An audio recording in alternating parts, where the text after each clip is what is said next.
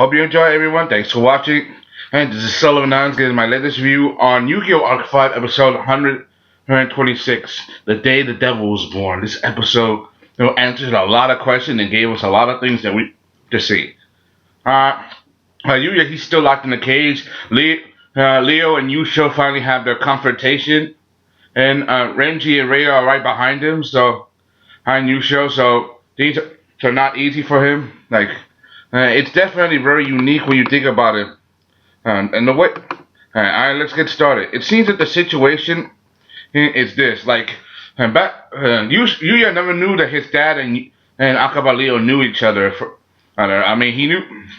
So there's a reason. Yeah, apparently they both started the entertainment dueling and action dueling and solid mass vision together. So it's pretty incredible. He developed this. So Yugioh asked why. Why would his genius resort to such a thing as invading other worlds, other dimensions, just for the state and just for the fun of it, just for it to take over. Yeah, he's not. But there's some kind of ulterior motive. And what is this ulterior motive? I'm gonna get started right now. Well, apparently, Yugioh tells them that the reason why the reason the worlds are divided into 4 dimensions. And fusion, synchro, exceeds, and standard. Those 4 dimensions, and those were what you call those were the standard summoning methods before Pendulum showed up. And Pendulum, changed the rules.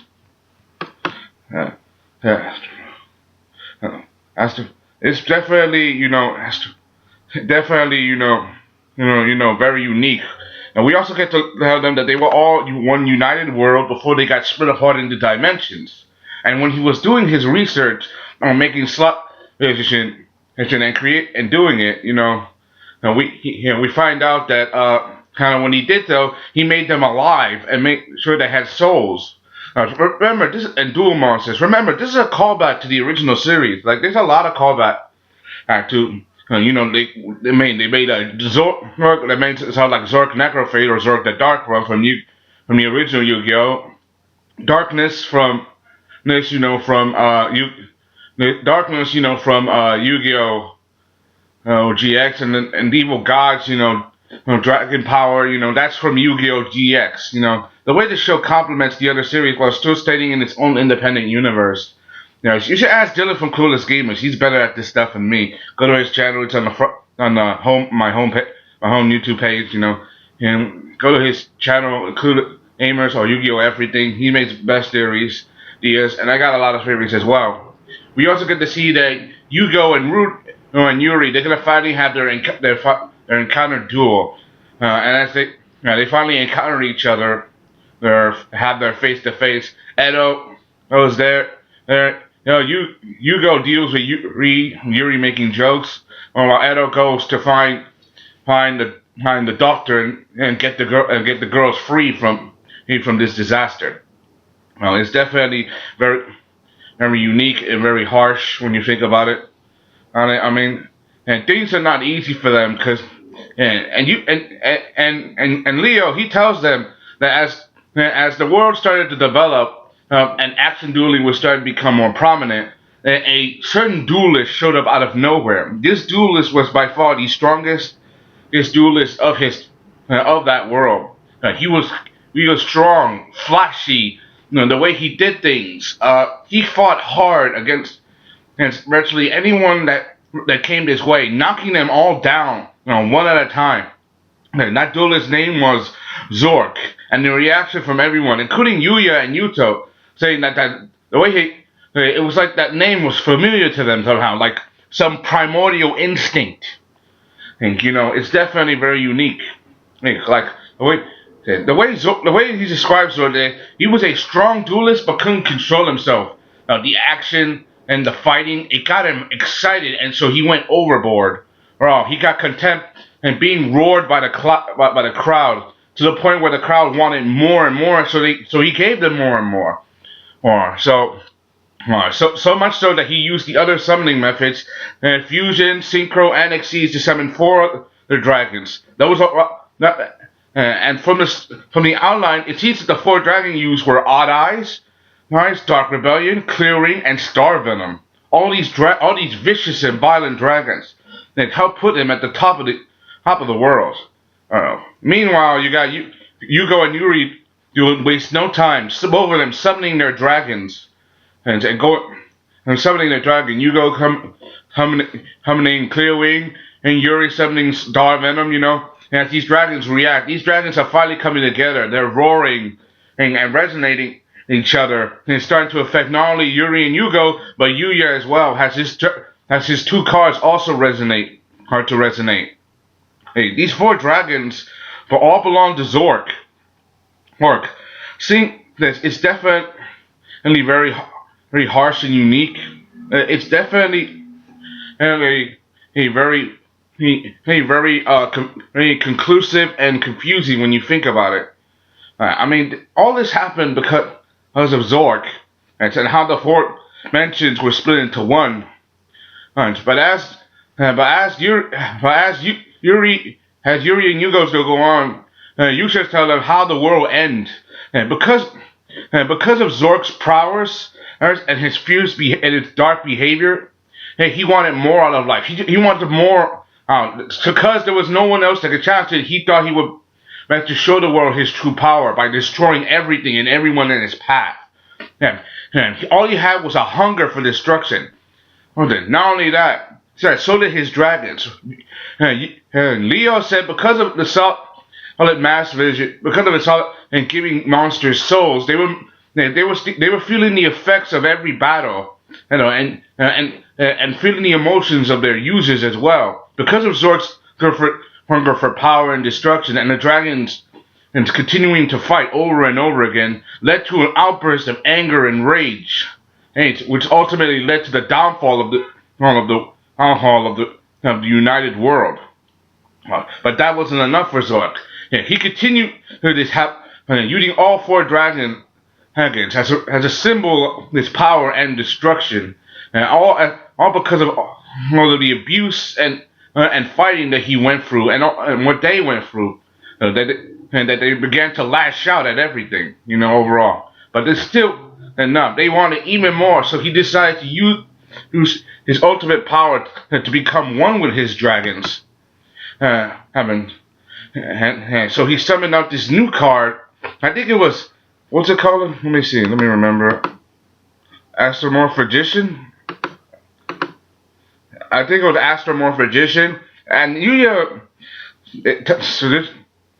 Astrograph. It was Astrograph Magician. And I think Astrograph Magician was the one. And the way that card reacted, it was the same way as Yuya's Pendulum Monsters, Stargazer and Time Gazer. We also know, if you know in the original version, Magician of Astronomy, Magician of Chemistry. It's definitely very unique when you think about it. And is it possible that Zork is what allowed Yuya to create pendulum summoning? And it's true that this is all the will of Zork, uniting these dragons into one, and bringing these duelists and increasing their powers to this point. That means that this is all reason to get all four dragons together again, so you become one with him. And when he became one, and he took out this monstrous shadow dark dragon appearance, and it was kind of like a reminiscence of Marek from the original series. It is when he became one with the winged dragon of Ra, but it's different. It's far more different. And it's called Supreme Hanging King Zork, and its appetite for destruction. And I also get to see that Leo was there for all of it. Is it possible that he's a survivor of the United World? When the dimensions were split, he got hurled in the standard dimension. And that's where he got reborn. And because of the events of that day, it's definitely asked a lot of questions. And throughout this, there was this one girl that was next to him, and I think she said father. And I think this girl is Ray. Hey, and this has something to do with Revival Zero. It's obvious that this creature, Supreme Dragon King Zork is probably the anime definition of Genesis Omega Dragon from the manga. I haven't read the manga. You should ask Dylan. Coolest Gamers, he knows all this. He knows this way better than I do.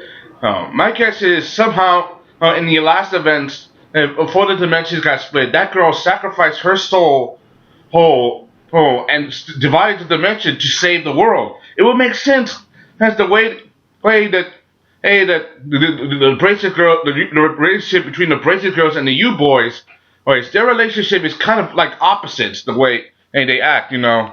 Especially when it comes to their bracelets and the dragon. We've mostly seen that from Yuzu and Yuya during their encounter with the other boys, you know. It's definitely very unique, but it makes sense. Hence. And the end of the episode, as Leo's telling the story, all four boys saying, "We become one." It's like the same as last time. You know, Sora said it himself, like what happened in the Synchro Dimension when all four dragons were summoned on the field at once. The dimensional rift, there was a hole in the sky. All the dimensions were starting to crumble apart, and the way it ended, you know, it's definitely very unique. It was just like that same last time. It was just like that. It's definitely very unique. We also get to see that Reira throughout time has developed some kind of ability to sense the minds of others and their hostility to read their thoughts.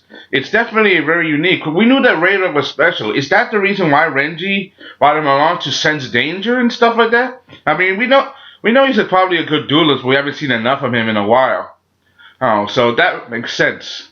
This is just opening up a whole can of worms that I have no clue what to say or what to do, because this is just right now pure speculation, but we got a lot of answers in this episode, in this story. Alright, because Akaba Leo is a survivor of the United World, Zork destroyed the world, and his daughter maybe sacrificed herself to save it.